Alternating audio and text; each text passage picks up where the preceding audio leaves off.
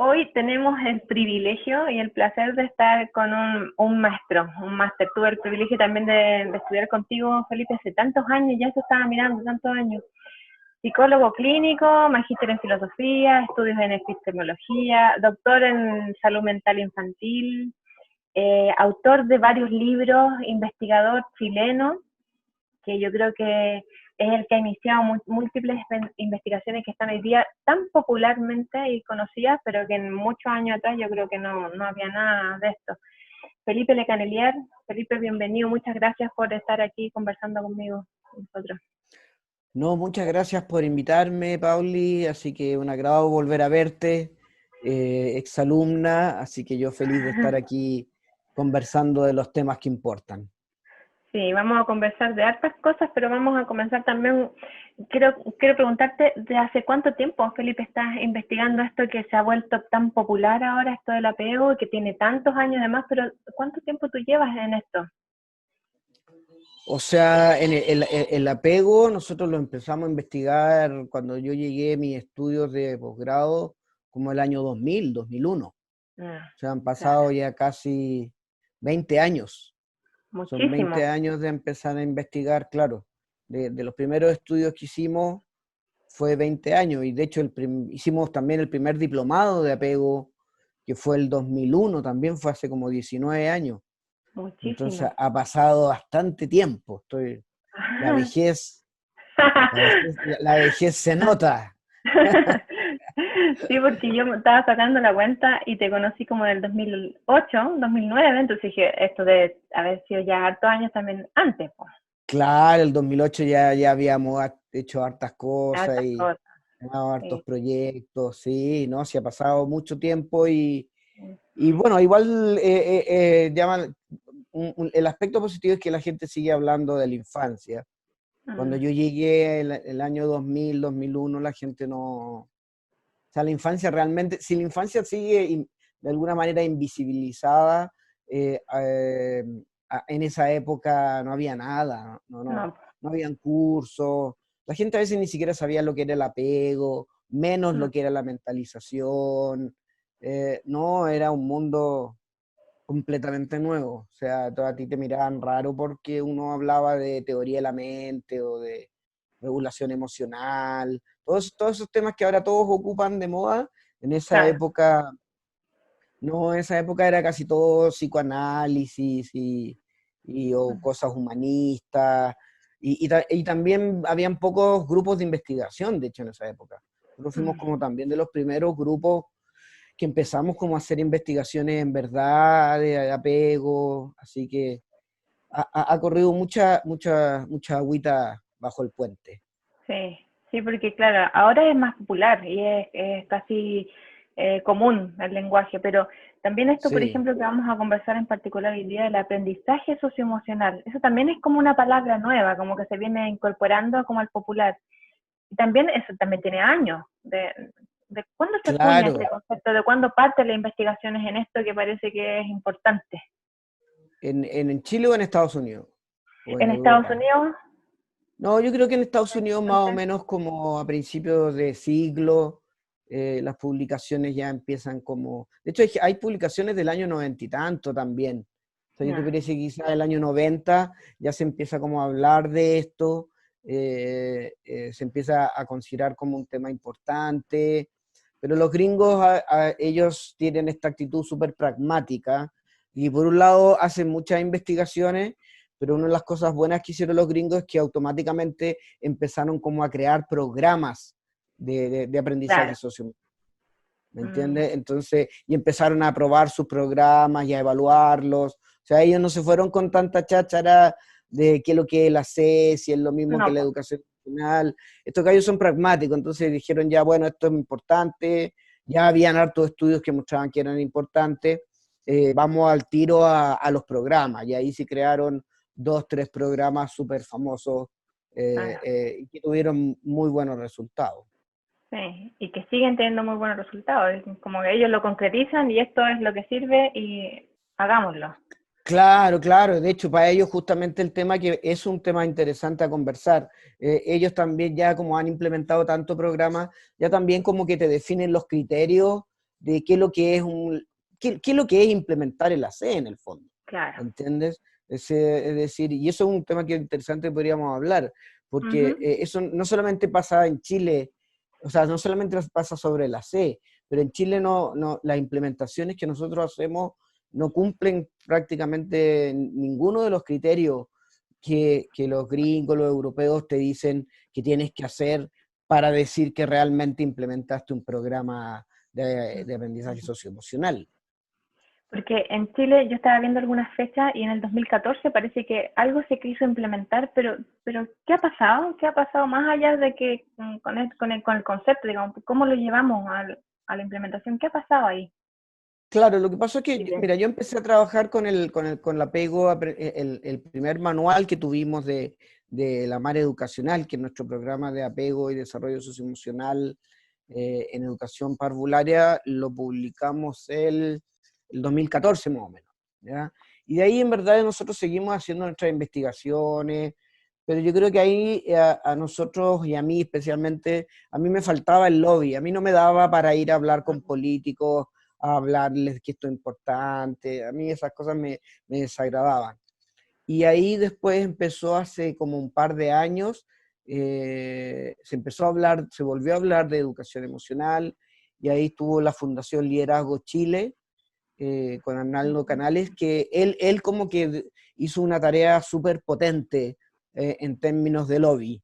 Ya, o sea, yo creo que él hizo algo que fue súper bueno, y es que se pasó, o sea, donde iba lo llamaban, y tuvo la audacidad de contactarse con algunos políticos, y siempre con la idea de poder hacer una ley de educación emocional. ¿Ya? Y de hecho estuvimos con la ministra en una época, bueno, yo ahí en Aldo yo consultaba un poco, era un consultor externo de eso, y en algún momento casi como que la ley SAG, que le llamaban, ley SAG era como la ley de aseguramiento de la calidad, en algún momento algunos políticos dijeron, no, llamémosle ley de educación emocional. Y ahí pasó lo del estallido social. Fue Mm, justo el periodo del estallido social, y la verdad es que ahí yo después, sinceramente, como que le perdí la pista, porque en estas cosas políticas a veces a uno lo llaman, otras veces no te llaman, a mm, veces no te llaman porque sabes que tú vas a decir cosas que no estás de acuerdo con lo que ellos quieren hacer. mm. Entonces, en este momento yo la verdad es que, según lo que entiendo, está como todo medio parado, pero yo espero que después cuando todo se normalice siga como existiendo las ganas de hacer una ley de educación emocional. Mm, Eh, pero el otro problema que ocurrió también es que mm, en el fondo también se empezó a usar la ley o sea, la educación emocional de manera muy marquetera. Yo creo que ahí también hubo un aspecto muy negativo y que creo que, y entiendo que a muchos políticos no les gustó esto ya de empezar a hablar de educación emocional en las redes todo el rato. Creo que ahí hubo un exceso, que es lo mismo que mm, pasó en una época con el apego.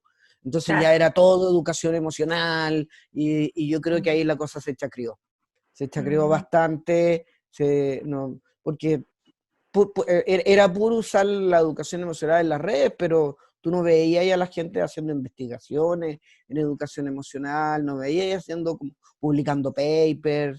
solamente como sobreutilizando las redes sociales para eh, publicitar toda esta cosa de la ley de educación emocional. Claro.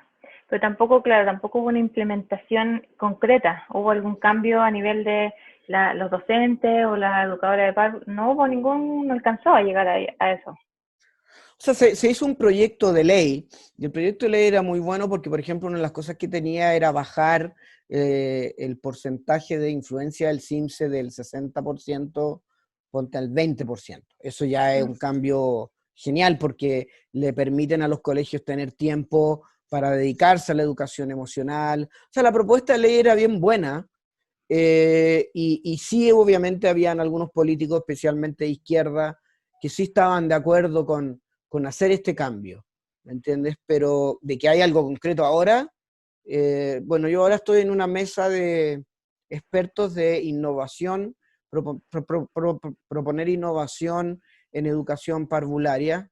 Y entiendo que hay otras personas que están también, por otra parte, trabajando en cómo meter en la educación emocional en los colegios. O sea, por lo menos algo se ha avanzado. Sí, sí, es como que se está rodeando un poco el tema, pero no se ha concretizado más. No. Por Igual yo lo diferentes comparto motivos. hace 14 años y claramente hay un avance. Yo creo que Claro. inevitable. Lo que pasa es que estos temas de educación emocional, ya con la pandemia y el estallido social, pasan a segundo plano. Pero yo creo que sí, cuando todo se calme, van a volver a ver las iniciativas de poder hacer cambios a nivel emocional. Sí. Ahora, Felipe, la gran diferencia yo creo que también es importante a lo mejor mencionarla. Aprendizaje socioemocional y educación emocional. ¿Qué diferencia tiene? Porque Lo a que mí pasa, podría sonarme lo mismo. claro, nosotros tomamos mucho el concepto gringo de aprendizaje socioemocional, así le llaman ellos la C, la Social Emotional Learning. Yo creo que en algunos aspectos es muy parecido. A ver, primero, para nosotros el AC no solamente tiene que ver con la educación formal, ¿me entiendes?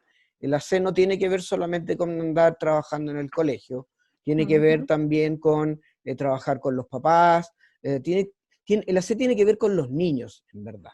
¿Ah? Tiene que ver con cómo yo voy haciendo diferentes prácticas que pongan al niño al frente del sistema. Entonces, el AC no quiere, no se condiciona a la educación formal. Eso es un primer aspecto que es fundamental. Lo otro es que la educación emocional se centra mucho en los profesores, sí considera a los niños, pero nosotros hacemos otra cosa y es que nosotros primero partimos por los niños y después partimos por los profesores. ¿Ya? Y lo otro es que la educación emocional habla más bien como de la emoción, ¿me entiendes? Hablan de las emociones básicas y nosotros hablamos de las emociones en el vínculo de apego. Ahí también hay otra diferencia. Otra diferencia es que ellos tienen un modelo que el modelo de emociones básicas, la rabia, la pena y todo eso, pero hay muchas investigaciones que han mostrado que ese modelo está obsoleto. Entonces nosotros usamos otro modelo más neurobiológico de las emociones y ahí hay otra diferencia. Otra diferencia es que ellos se centran mucho en las capacidades del docente, es decir, como enseñarle capacidades al docente de cómo reconocer emociones, identificarlas y cómo también así los niños puedan reconocerlas. Nosotros usamos un modelo diferente, nosotros usamos el modelo del apego. Nosotros creemos que primero el docente tiene que, más que andar enseñándole a los niños a reconocer emociones, tiene que generar un espacio de seguridad emocional, de contención del estrés. Entonces ahí también hay otra diferencia que es fundamental. Y yo creo que la última también gran diferencia, bueno, para nosotros tiene que ver el tema de las investigaciones, o sea, muy basado en la investigación. La otra diferencia es que nosotros sí creemos que hay que hacer programas como hay que hacerlo, o sea, por etapas, evaluarlos, y eso tampoco lo hemos visto mucho. Sé de algunas experiencias que se están haciendo, pero no sé si están evaluadas. Pero yo creo que la principal diferencia es que nosotros no nos referimos a la educación, el AC no tiene que ver con la educación formal, el AC tiene que ver con poner al niño al frente. Es decir, si yo, por ejemplo, quiero hacer un currículum de tanto, yo creo que a los niños hay que preguntarles también cómo quieren que les enseñen, cómo quieren que los cuiden, ¿me entiendes? ¿Cómo quieren que sean los recreos? ¿Me entiendes? Es decir, realmente poner la voz del niño que nunca nadie le pregunta nada, poner la voz del niño y del adolescente como algo que haya que considerar. Creo que ahí hay una diferencia que es fundamental. Sí, desde eso entonces como, claro, la implementación del aprendizaje socioemocional es bien distinto entonces a la educación que uno tiene y que uno también vivió como alumno cuando niño. Entonces, pero claro, la implementación se me asemeja entonces a una especie de amar traspasado un poco a este aprendizaje en el colegio. Claro, en el colegio nosotros tenemos el modelo que nosotros proponemos, un modelo como de 2 etapas, así. Lo primero la primera etapa, porque en el fondo el tema de la educación actual, dentro de los miles de problemas que tiene, es que la educación actual genera niveles de estrés en los niños que a los niños no les permite realmente estudiar. Es decir, si tú miras desde el número de clases, de hecho somos el país que más horas de clase los niños pasan en la OECD, desde las tareas, desde la actitud de los profesores, de los recreos, de todo. O sea, la educación, dentro de los miles de problemas de la educación actual, uno de sus principales problemas es que genera niveles de estrés que al final terminan negando, inhibiendo el aprendizaje. Entonces, el modelo que nosotros tenemos es primero generar condiciones en donde a los niños se les baje el estrés, ¿ya? Y esas condiciones que tiene que ver, por ejemplo, con tener con recreos más largos, clases más cortas, tiene que ver con no hacer tareas, tiene que ver con darle más horas a gimnasia, música, ¿me entiendes? Tiene que ver con primero generar un ambiente en donde el niño vaya al colegio y se sienta tranquilo, no vaya con miedo de que le vaya a ir mal en la prueba o que le hagan bullying. Esa es como la primera como cúpula que nosotros queremos como decir, ya, bajemos primero estos niveles impresionantes de estrés tóxico que hay, bajemos ese nivel. Y una vez que yo haya bajado ese nivel, ahí sí nosotros nos metemos en la docencia. Y tal cual, Pauli, como tú lo dices muy bien, que nosotros queremos es justamente que es aplicar una MAR desde la educación parvularia hasta el cuarto medio. Y esto es bien interesante, súper interesante, porque la pregunta que, de hecho, ni la educación emocional la ha propuesto es, ¿cómo yo lo hago para convencer a un docente que, por ejemplo, tiene que tratar bien a un alumno? ¿Cómo lo hago para convencer a un docente que no lo puede andar sobreexigiendo? ¿Cómo lo hago para un adolescente para que no empiece a gritarle?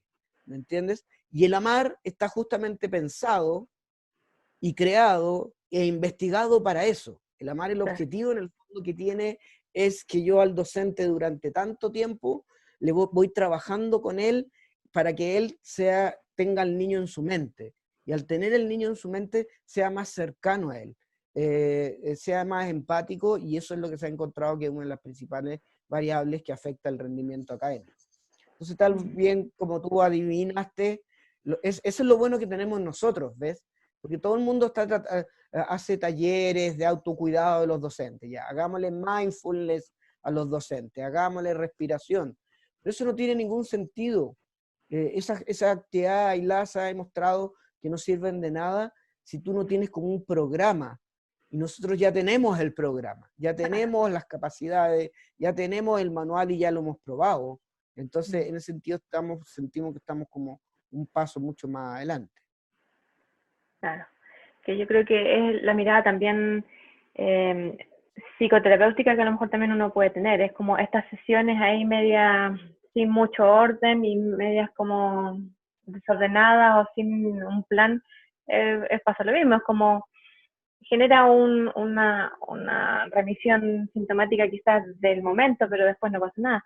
Ahora, de esto mismo me surge que, claro, si se trabaja, por ejemplo, el aprendizaje socioemocional, ahí, como tú mencionas, como una mar en los docentes, también entonces va a pasar algo, espero, con Chile como sociedad, porque yo leía que tú decías, Chile es un país internalizante, entonces podría pasar algo con eso, si se implementa esto, ¿no? Bueno, uno hace las cosas a mi edad, ya que estoy más viejo, yo no hago las cosas con la esperanza de que vayan a resultar o no. Pero las hago igual, porque igual si hay una chance, hay una probabilidad de que resulte, que bien. Si no, aprendo del error, ¿me entiendes? Pero claramente creo que todo con la idea del estallido social y ahora esta pandemia, mucha gente espera que haya un cambio de actitud del chileno en su forma de criar a sus hijos, en la forma de trabajar, ¿me entiendes? O sea, nosotros somos somos un país completamente industrializado, todo está industrializado, hasta los jardines infantiles están industrializados, el colegio, la universidad, el trabajo. Entonces sí, claramente uno espera que haya algún cambio a nivel de sociedad. A mí lo que me preocupa es que a veces siento que hay claro, todos en las redes sociales velan por la igualdad, por el apego, por la infancia, por la gente transgénero, por todo, pero yo no, lo que no tengo claro es cómo se aterriza eso.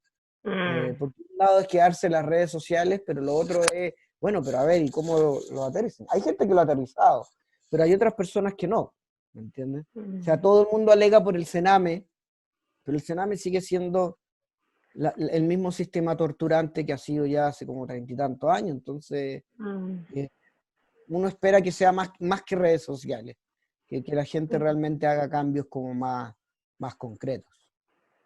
Sí. Y desde eso, ¿cómo crees tú que se puede generar algo?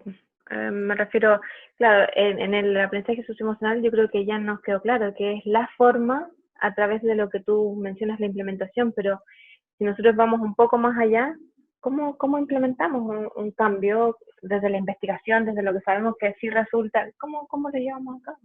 ¿Pero un cambio a qué nivel?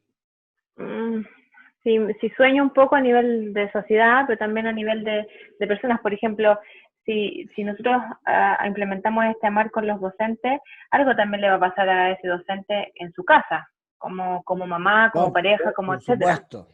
Claro, claro. O ¿Cómo lo sea, llevo más allá?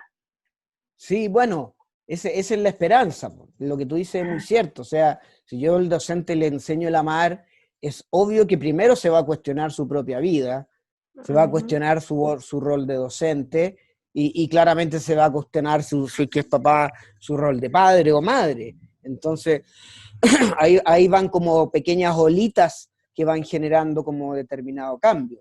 O sea, pero te lo digo, te lo vuelvo a repetir, o sea, yo creo que sí puede haber un cambio en la medida en que la gente siga coherente con el cambio, que no, porque yo soy más viejo que tú, ¿me entiendes? Entonces yo también he vivido momentos de grandes estallidos de cambio y que al final nunca ha pasado nada. Por ejemplo, yo viví todo el periodo de la resiliencia, no sé si tú conociste a la María Angélica Kotlarenko, si te hizo clase. Sí. Angélica Kotlarenko fue la persona que trajo la resiliencia a Chile, que es como lo que yo hice con el apego. Yo a ella y todavía está ahí trabajando y luchando. La resiliencia en una época fue como una gran esperanza, era como la teoría de, pucha, ya, yo sufrí, pero salgamos adelante y salgamos adelante. Y yo no veo mucha gente hablando de resiliencia ahora, ¿me entiendes? Entonces, es difícil poder predecir los cambios sociales, ¿ves? La sociedad es un sistema complejo y como sistema complejo tiene un orden, pero a veces genera ciertos cambios inesperados y otras veces se queda pegada y se queda igual. Entonces, yo espero que sí, espero que un estallido y una pandemia, si no nos cambian, es que entonces ahí el chileno es duro cabeza. No va a pasar, claro, no va a pasar mucho. Ahora, yo estaba leyendo, porque claro, lo que ya uno sabe cuando ha estudiado un poco más es la salud mental en la infancia en general, lo que pasa con los niños y la gravedad de lo que ellos viven, pero también me imagino que ya hay variados estudios que hablan de cómo se sienten los alumnos, ya se sabe eso, cómo se Sí, sí, sienten sí. los alumnos en el colegio y cómo se Sí. sienten, ¿qué se ha visto ahí? Sí, bueno, hay estudios, mira, partiendo por el bullying, piensa, nosotros los primeros estudios de bullying salieron el año 2003, 2004, cuando el bullying no existía. Y ahí ya encontrábamos un 60-70% de bullying, sobre todo psicológico, y un 40% de bullying físico. Después salió el bullying, que nosotros también fuimos los primeros que hicimos los estudios de bullying, y ya la cosa se empezó a mover y se movió bien, y de hecho es un buen ejemplo de lo que estábamos hablando antes, y se creó una ley anti-bullying. La ley anti-bullying lo que dentro del tema era que los colegios tenían que tener comités de convivencia. Pero resulta que el Mineduc empezó a hacer estudios después de la ley, y que es lo que se encontró, que el bullying iba subiendo casi en un 20% cada año. Al principio la explicación que dan todos los investigadores es que claro que sube el bullying al principio porque ahora los niños hablan más del bullying, ¿me entiendes? Pero Claro. resulta que ya ha pasado no sé cuántos años y el bullying sigue siendo altísimo en Chile, ¿me entiendes? Entonces tú dices, bueno, pucha, y después se creó ahora otra ley de ciberbullying, que tampoco yo no tengo idea qué es lo que pasó con eso. Eh, entonces,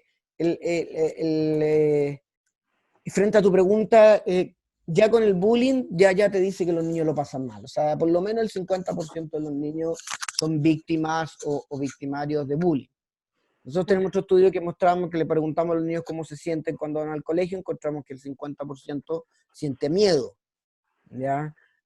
Hay otros estudios que muestran el nivel de estrés y sobreexigencia que tienen los niños. Entonces, están los estudios de salud mental también. Bueno, no vamos a mencionar los estudios que tenemos de que somos estamos entre los 10 países que más, con las tasas de suicidio adolescente más altas del mundo. Entonces, eso es lo que la gente no ve, ¿me entienden? Aquí estamos lidiando con niños que están realmente, por lo menos la mitad de ellos, muy mal. De una u otra manera, bajo una u otra dificultad, son niños que lo están pasando realmente mal. Entonces, hay que partir por eso. Y esta educación le hace peor. Esta educación, yo siempre digo, es un patógeno, es como un virus, hace mal. Y le hace mal a todos. Sí. Me surge también ahí en países que, por ejemplo, en Estados Unidos, que a lo mejor han podido implementar este aprendizaje socioemocional, yo creo que ellos han hecho estudios evolutivos, han hecho estudios de años de qué pasó con ese niño que ingresó a esta educación distinta o a este mensaje distinto y qué pasa hoy día que tiene 20 años, no sé. Sí. ¿Existe eso? ¿Mm? Mira, el Chile crece contigo, por ejemplo. Una de las razones que surge, no la razón, pero el Chile crece contigo surge porque ya Estados Unidos tenía como una especie de Chile crece contigo. ¿Y por qué? Sí. Porque Estados Unidos hizo un estudio que se llama el Abecedarium, que lo que hizo fue tomar a niños muy pobres, ¿me entiendes? A grupos de niños muy pobres, y es como que yo tomo un niño pobre de Milipilla, unos 100 niños pobres de Milipilla, y los llevo al colegio más cuico de Milipilla, ¿ya? Desde el jardín infantil. Y los voy siguiendo. Y los siguieron hasta los 30, 40 años. ¿Y que encontraron? Que cuando un niño pobre recibe una educación privada tipo High Society, que pasa acá en Santiago en todas partes, gana más plata, tiene menos problemas de salud mental, ¿me entiendes? Tiene más éxito laboral, tiene más éxito emocional. Entonces ellos con ese estudio demostraron, bueno, entonces hay que poner todos los recursos en la educación temprana. Y hay también a lo mejor ahí algún estudio que hable quizás en específico de esos niños que tuvieron entonces este cambio, de la capacidad de mentalización. ¿Qué pasa también cómo ellos a lo mejor mentalizan a unos personajes que a lo mejor no tuvieron esa educación? ¿Hay algún cambio también ahí? No, ahí en ese estudio, en esa época, el concepto de mentalización no existía.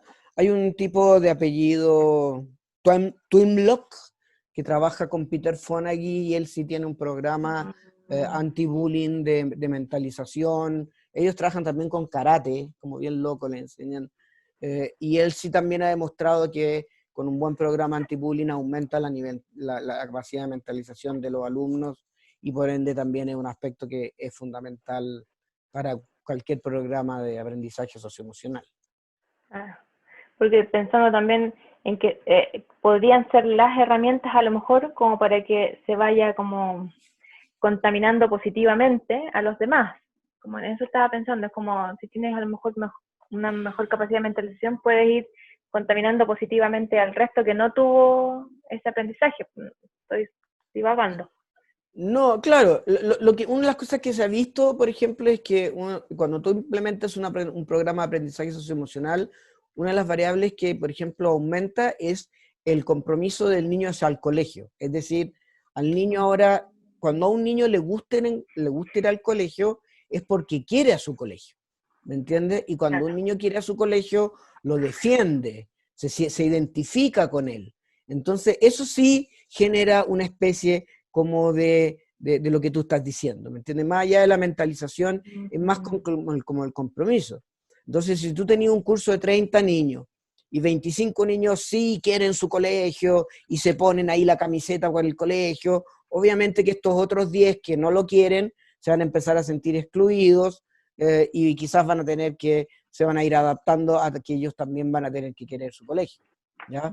Ahora, el tema es que para querer a tu colegio te tiene que dar razones para que lo quieras, ¿me entiendes? Y si tu colegio es un colegio en donde lo único que te hacen es dar clases todo el día, te molestan todo el día con las notas, y si no te están molestando con las notas, te molestan con las pruebas, donde profesores a veces tienen tratos no muy adecuados, es imposible que los niños tengan compromiso por su colegio, ¿ya? Yo no conozco ningún estudio, pero yo te aseguro que acá en Santiago los niños de los colegios privados tienen mucho más compromiso y cariño por su colegio que los niños del liceo.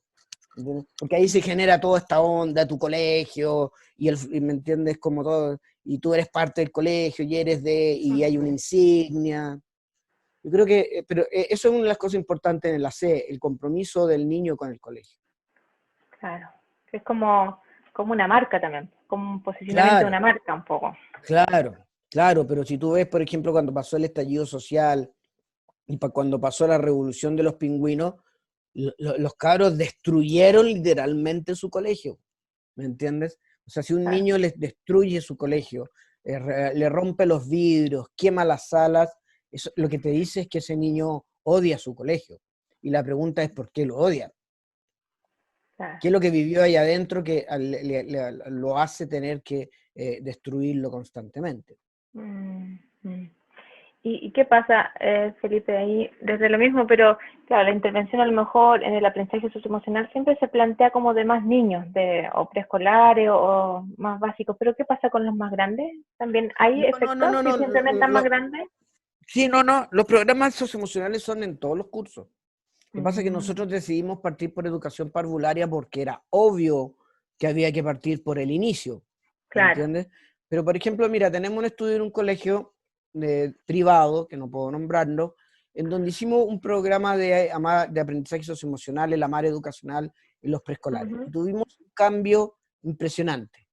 O sea, los directores del colegio estaban así fascinados con los datos. Todo había mejorado, mejoró el apego, mejoró la salud mental de las educadoras. Todo era realmente como el idilio del estudio. Pero después nosotros quisimos ir a hacer una observación de los niños que habían pasado a primero medio. Y con qué es lo que no pudimos hacer, queríamos hacer una evaluación ahí después, pero yo creo que el colegio entendió que mejor que no, tampoco. ¿Y qué es lo que encontramos? Encontramos que prácticamente toda esta belleza que nosotros habíamos logrado en la educación parvularia se había un poco destruido, porque nos metíamos a una sala, ¿me entiendes?, en donde había una profesora haciéndole una clase enferma de fome con un PowerPoint a niños de 7, 8 años. O sea, yo lo entiendo, tú fuiste a la universidad también, que de repente uno tiene profesores fome, pero ser profesor fome y aburrido, enseñando contenido a niños de 7 años, entonces, ese es el problema. Sí. Entonces, volvieron a ese colegio, los niños volvieron a la básica y es como que perdimos todo ese año. Espero que no, que algo haya quedado, pero con ese nivel de enseñanza no hay aprendizaje socioemocional posible. No. Y por ejemplo, ahí en cuánto tiempo, ustedes ahí estuvieron un año con niños pequeños. Claro, como en general lo mínimo son 6 meses. 6 meses. Pero claro, después tiene que haber un cierto seguimiento o un cierto cambio del colegio, porque si no lo que pasa es lo que dices tú, se pierde. No, lo que pasa es que el AMAR educacional, justamente lo bueno que tiene es que yo no trabajo directamente ni mi equipo con los niños. Nosotros lo que hacemos es que elegimos a un grupo de educadoras de párvulo, ideal que esté el psicólogo, y a ellos nosotros los entrenamos toda la semana. Claro. Y a ellos los entrenamos para que ellos después trabajen con las educadoras. Entonces, cuando nosotros nos vamos, ellos ya siguen manteniendo el entrenamiento a través del tiempo. Ujú, ujú. Ese es fundamental. Mm, claro. Ahora, ¿ha habido sí alguna variación? Por ejemplo, si tú trabajas con niños pequeños, preescolares a niños un poquito más grandes o ya adolescentes, ¿hay algún estudio que vivencie los cambios de eso? ¿Hay cambios? ¿O se logra lo mismo? ¿Vivencia y los cambios de qué? Por ejemplo, si el aprendizaje emocional se trabaja con niños pequeños, a niños de 10 años, a niños a adolescentes, ¿existe algún cambio a nivel de la salud mental? Sí, bueno, todos estos programas gringos que lo hacen desde educación parvularia hasta cuarto medio encuentran que sí hay cambio. ¿Entiendes? Lo que pasa es que es diferente la variable. En el adolescente lo que cambia es que baja el nivel de consumo de droga, ¿me Mm, entienden? Bajan los niveles de agresión, bajan los niveles de deserción escolar, pero sí, claramente el cambio, cambia la variable, pero pero los programas siguen generando cambios si mm, es que tienen ciertas características. ya. Y eso mismo se ha pensado, me imagino que sí, plantearlo a nivel universitario, el aprendizaje socioemocional en esa instancia. Sí, mira, eso es una buena pregunta, porque yo lo he visto muy poco. El otro día alguien me preguntaba por qué ustedes no hablan de aprendizaje socioemocional en la universidad. Hay algunos estudios que plantean que como que el periodo universitario es como un periodo de relajo del bullying, como que el bullying baja en la universidad, pero ahora se ha visto que parece que no es tan así, sobre todo cuando vivimos en un país cada vez más diverso, hay extranjeros, ¿me entiendes? Eh, Mm, entonces, se esperaría que sí. Obviamente, en una carrera de psicología es obvio que ahí hay mucho aprendizaje socioemocional, pero por ejemplo, todo esto que se encontró el año pasado de todos estos profesores de leyes o de economía que eran medios entre matones, maleducados con los alumnos, acoso. No, claramente ahí tienes que implementar algo a nivel de los profesores en la universidad. ¿Entiendes? mm, Y porque a veces hay profesores que son como mucho más agresivos que cuando son en el colegio. Porque el profesor dice, oye, yo soy abogado, soy un experto, a mí no me tienen para qué enseñar docencia. Si yo sé lo que digo, pero el tipo puede ser un agresivo, no sé, puede tratar mal a los alumnos, cosas de ese tipo. mm, claro. Y desde eso mismo, la implementación, claro, de un aprendizaje socioemocional se contempla dentro igual como del establecimiento educacional, en los niños, los profes, docentes, pero los papás tienen alguna participación también ahí, porque claro, el aprendizaje, como dices tú, es en todas las aristas, entonces, ¿tienen alguna participación? Claro, mira, nosotros no pudimos en la mala educacional tenía el objetivo de meter a los papás y te aconsejo y te digo que no pudimos y en colegios nivel socioeconómico alto nos fue más difícil porque los papás dicen que nunca tienen tiempo para nada. Pero los buenos programas de aprendizaje socioemocional siempre incluyen al papá. Es decir, Mm, lo que la educadora hace con el niño, lo ideal es que después la educadora también le vaya mostrando al papá, oye, las pataletas no se regulan encerrando al niño en la pieza. Entonces, claro. obviamente que la educadora también ella va enseñándole a los papás, pero sí, los mejores programas son los que incluyen a la familia. Mm, Eso es fundamental. claro. Ahora, dentro de la dificultad que significa, me imagino que si es dificultoso incorporar a los papás, los resultados bajan un poquito si es que no se pueden efectivamente trabajar con ellos, con los papás. No tengo información de eso. Mm, Lo que sí tengo información es de que incluir a los papás es mejor, mm, pero no tengo la información de que si no los incluyes es peor. ¿Ah? ujú, Yo mm, me imagino que sí, ¿entiendes? Me imagino que ujú, sí. Pero es difícil incluir a los papás, porque como Chile es un país industrializado, economicista, los papás salen todos los días a las 7 de la tarde, ¿me entiendes? Entonces, ¿qué tiempo? Mira lo que pasa con las charlas. Tú das claro. una charla, nosotros una vez hicimos un cálculo y encontramos que en general nunca va más del 5 al 10% de los papás a las charlas, ¿entiendes? Claro. Aunque tendrías que traer una Pilar Sordo, alguien súper famoso, conocido, ¿me entiendes? Pero si no, a los papás no, ellos no tienen tiempo. No, Sí, sí, ese es lo mm, más triste que ya del tema de el tema de la crianza dentro de todo, lo más mm, triste es que en verdad los papás no están con sus hijos, no. que, que es lo que cambió la pandemia en el fondo. Mm. Y frente a eso mismo hay estudios que también me imagino que han visualizado qué es lo que los papás sienten frente a su rol como además que papás, sino que como responsables de la educación a lo mejor del niño. Sí, mira, en general todos los estudios siempre muestran algo bien interesante y muestran que nosotros todos los papás somos todos unos mentirosos y contradictorios, ¿ya? Es decir, hay estudios que tú le preguntas a los papás, oye, pero ¿qué quieres de tu hijo? ¿Qué es lo más importante para tu hijo? Y el papá te dice, no, yo quiero que mi hijo sea feliz, que sea una buena persona, que sea espiritual, que ayude a los otros, ¿me entiendes? Que no sufra. Y después hay otro estudio que le pregunta a los niños, oye, ¿qué es lo que tú crees tú? ¿Qué es lo que sabes tú de lo que tus papás esperan de ti? Y todos los estudios muestran de que en verdad lo que los papás esperan de su hijo es que se saque buenas notas, que se esfuerce y que se porte bien. ¿Me entiendes? Entonces, ese es el problema que hay. Y de hecho nosotros hicimos una vez una encuesta y les preguntamos a los papás, oye, ¿a usted le gustaría que nosotros hiciéramos un programa de educación socioemocional en su colegio? Ah, los papás nos dijeron, sí, excelente, nos parece genial. Ya, pues, pero para eso necesitamos quitarle, no sé, 2 horas a matemática. Y casi todos los papás nos dijeron, ah, no importa. Eso se lo enseñamos nosotros en la casa. Mm, ¿Entiendes? mm, Entonces, la realidad chilena es que el papá es lo mismo es lo mismo que todo, ¿me entiendes? Al papá lo que le mm. interesa es la productividad de su hijo, Claro, que claro. saque buenas notas, ¿me entiendes? Que no moleste, que se porte bien y que entre a una buena universidad y que después gane plata, ¿me entiendes? Eso ya está casi como inconsciente colectivo, Mm, no de todos, ¿ah? Pero de muchos papás, los papás también mantienen este sistema escolar que es como que el colegio, porque los colegios son iguales que las empresas, ¿ves? La mayoría de los colegios, cuando tú los analizas, son exactamente iguales a las empresas.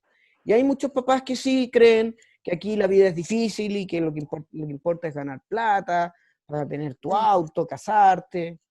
Entonces los papás también son bastante contradictorios y muchos de ellos no tienen mucho interés en el tema socioemocional. Claro.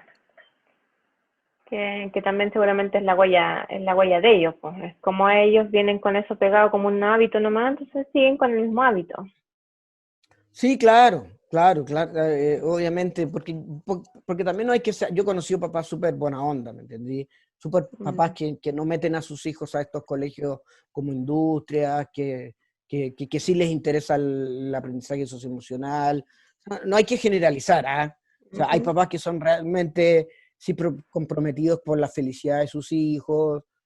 Ahora yo no conozco estudios, pero no creo que sean muchos, no creo que sean la Mm, mayoría acá en mm. Chile.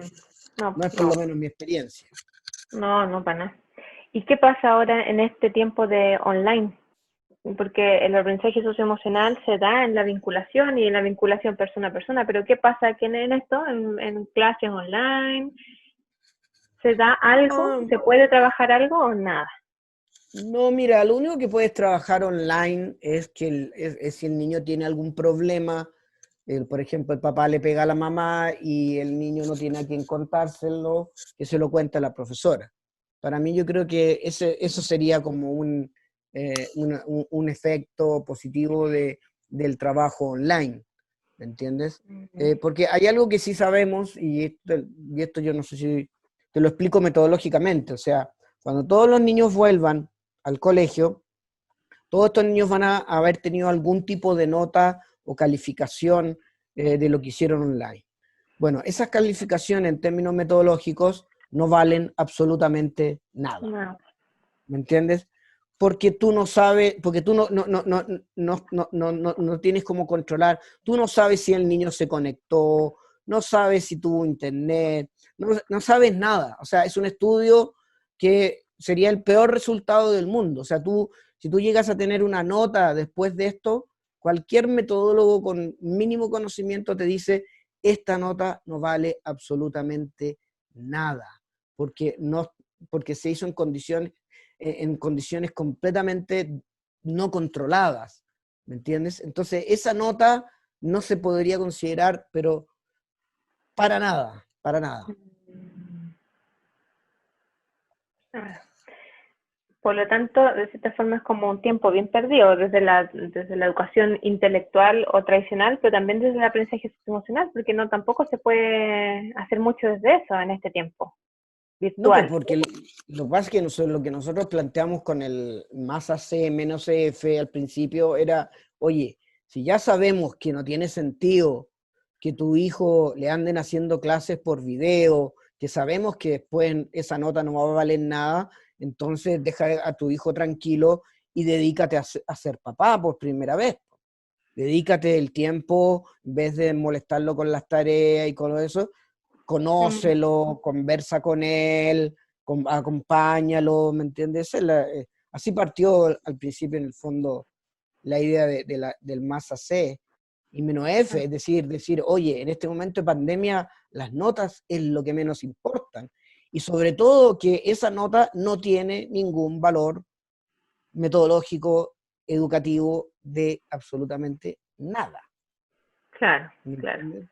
Entonces, ya que Mm, si sabemos que no vale la pena hacer eso, dediquémonos a cosas más humanas. sí. Ahora, ¿qué pasa, por ejemplo, Felipe, en las, no sé, en las vinculaciones de papás con hijos que no son tan seguras o son un poco más ambivalentes, no sé, por ponerle a lo mejor algún apellido ahí, pero como para que se entienda, vinculaciones que no son tan buenas, si se puede decir buenas. Pero ¿qué pasa, por ejemplo, ahí con el aprendizaje socioemocional? ¿Pasa ¿En algo qué con esa sentido? vinculación? Me refiero, ¿mejora un poco esa vinculación de este papá con este hijo si estamos trabajando el aprendizaje socioemocional en el colegio, con docentes y en los niños? ¿Pasa algo también en la casa con esa vinculación? Si el papá no participa de este aprendizaje socioemocional y no asiste a nada. Sí, sí, mira, yo creo, bueno, descartando que el papá sea o la mamá una maltratadora, ¿me entiendes? Y ahora con el estrés empieza a maltratarlo, a abusar, descartando todo ese tipo de cosas más de trauma, yo Claro. creo que ya el hecho de estar con el otro es un factor positivo. Porque aquí Mm, porque cuando salió lo de la pandemia, salieron toda esta gente vendiendo juguetes ya, juguetes para cómo jugar con tu hijo, cómo construir un castillo con tu hijo, cómo pintar mandalas con tu hijo. ¿Me entiendes? Sí, esa no es la idea, no, eso no es la realidad. La idea es cómo estás con tu hijo. ¿Me entiendes? Entonces yo creo que inevitablemente lo mismo cuando tú convives con alguien, te casas y empiezas, o no te casas, o empiezas a convivir con tu pareja, obviamente hay roces, van a haber peleas, hay desavenencias, pero así es como realmente tú conoces a tu pareja, cuando tú empiezas a vivir con ella. Yo creo que en el caso de la pandemia, lo que está ocurriendo es eso, y es que los papás están empezando a convivir realmente como debe ser con sus hijos, con los mm, aspectos buenos y con los aspectos negativos. mm, sí. Y desde eso, Felipe, como para ir cerrando, eh, al final lo que a mí siempre me queda de cuando yo estoy contigo es la importancia también de hacer algo en el estrés del niño, porque en el día a día lo que tú dices, sí, podemos pintar juntos, podemos cantar juntos, sí, Claro, pero cuando yo lloro que ahí me deja solo o no haces nada conmigo, ahí parece que viene, ahí está el foco, ahí está el problema, y es lo que no estamos claro, haciendo, ¿no? claro, no, lo que tú dices ahí, Pauli, es absolutamente cierto. O sea, de hecho, toda la metodología MAR, en el fondo, no es que el docente conozca al niño ni su vida, ni todas sus preocupaciones. Eso es imposible. Nadie está pretendiendo que el docente sea el psicólogo del niño, pero sí que aprenda a manejar las situaciones de estrés. Porque en el apego, y esto es algo que ya lo hemos repetido 500 veces a los papás, es decir, si tú pasas 1 hora al día con tu hijo, ya, ¿cuál es el momento más importante en que tú puedes salvar esa falta de tiempo? Es, ¿qué es lo que haces tú cuando tu hijo está estresado? ¿Ya? Ese es el que llamamos hace tiempo el momento de oro de la crianza. Ya, ok, Mm, trabajas todo el día, no hay nada que hacer, ¿ya? Pero por lo menos, por favor, no seas tú una fuente extra de estrés. O sea, el niño está estresado porque te ha echado de menos todo el día y no llegar a la casa a gritarlo, a exigirle que se vaya a acostar, a retarlo, a ponerle límite.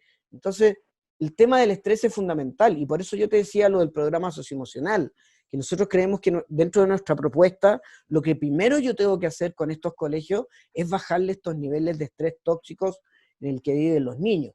En la familia pasa lo mismo, lo más importante en la crianza es qué hace el adulto en momentos de estrés. Es indiferente, es gritón, es agresivo, anda poniendo límites todo el rato, o simplemente no toma en cuenta.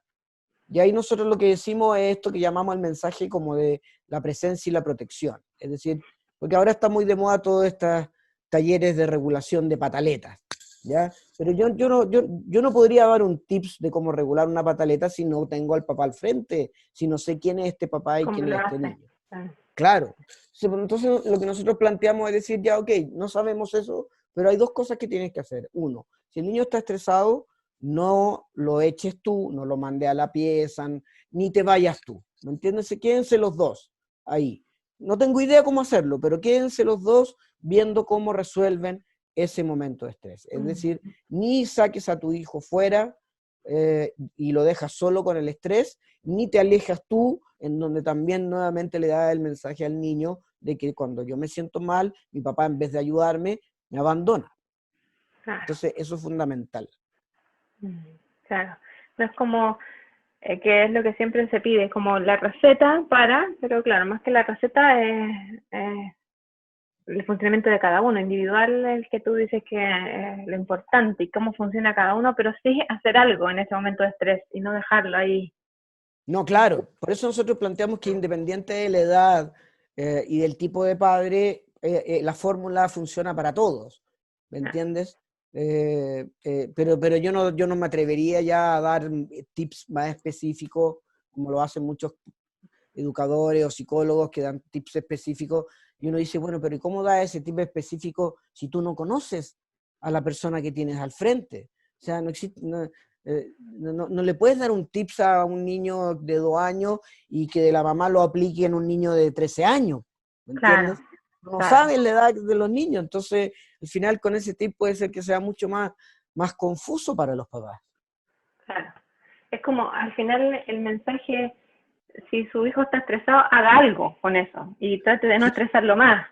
Claro, el fondo, si su hijo está Como, estresado, usted primero no lo estrese más, quédese usted ahí y quédense los dos juntos. Y los dos juntos vean y vean cómo lo hacen. Y ese otro problema que nunca nadie lo ha conversado, que es bien grave. En Chile, el éxito es si el niño se calma, ¿me entiendes? Es decir, un buen regulador de pataletas es un adulto que es capaz de calmar al niño, ¿ya? Pero eso también tiene un mensaje bien peligroso, porque lo que tú le estás diciendo al niño es que estar calmado siempre es estar bien. Es decir, claro, lo que yo quiero. Y no, hay momentos en que no es estar, hay momentos en que estar desregulado está bien. También hay momentos en donde pelearse está bien, hay momentos en donde enojarse está bien, hay momentos donde llorar está bien. Entonces, acá se usa mucho como que el éxito de la regulación de la pataleta es que, lo logré calmar. Pero también con eso tú le estás dando el mensaje internalizante de decir, mira, aquí lo importante es que cuando tú llores, tú tengas que aprender a calmar tu llanto. No, las emociones son para expresar las positivas y las claro. negativas. No esto de que todos tenemos que estar calmaditos como pequeños robots. Y eso es Ah, algo que se mantiene, desgraciadamente, como un patrón cultural, tanto en las mm. familias como en los colegios. Es como tratar de expresarse lo menos posible, es como trate de no molestar, como un poco Sí. ese es el mensaje, como si tú expresas o te pasa algo con tus emociones, estás molestando, entonces como no, trata de eliminarlo lo más posible. Acá no se puede, claro, expresar las emociones, ¿me entiendes? Y hay mucha gente que plantea, pero ¿por qué? ¿Por qué? ¿Por qué Chile es tan internalizante? ¿Por qué Chile no permite llorar, no permite hacer pataleta, no te puedes mover, no puedes alegar, no puedes protestar?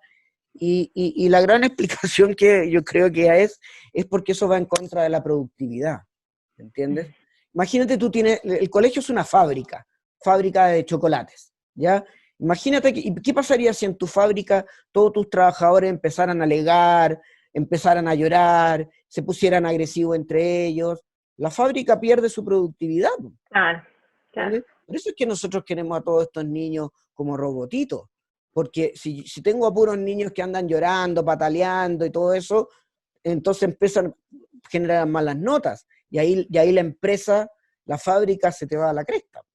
Claro, no conviene, pues. No funciona No, no así. conviene, no funciona así. Claro. Sí. O sea, ahí hay hartas tareas pendientes y hartas tareas a todo nivel, como desde las Sí, parejas, desde los papás, desde la sociedad, de todo, que quizás pasará algo por ahí. hay mucho que hacer, hay mucho que hacer. Sí. Bueno, Felipe, te agradezco mucho esta conversación. Yo espero que haya quedado ahí un poquito en la reflexión, por lo menos, en quienes nos van a escuchar, quienes te van a escuchar. Te agradezco mucho la participación en esta conversación hoy día. No sé si quieres decir algo para terminar. No, yo te agradezco a ti, Pauli, por haberme invitado, creo que era muy buena idea. Eh, Sobre todo te agradezco porque pudimos llevar la conversación a niveles más profundos que los típicos como consejos o tips de la pandemia y de los niños. Tú también eres una persona que tiene una formación en esto, entonces te agradezco y recomiendo que vean esta entrevista porque hablamos de cosas que no se habían hablado antes, la diferencia entre la educación emocional y el aprendizaje socioemocional, y así que yo feliz y yo espero que mucha gente vea esta entrevista también para que le permita aclarar el mundo en el que estamos metidos. Así que Sí. muchas gracias, Pauli. A ti, muchas gracias, Felipe. Nos Nos estamos vemos, que viendo. te vaya muy bien. Gracias. Chao. Igual para ti, Chao. muchas gracias.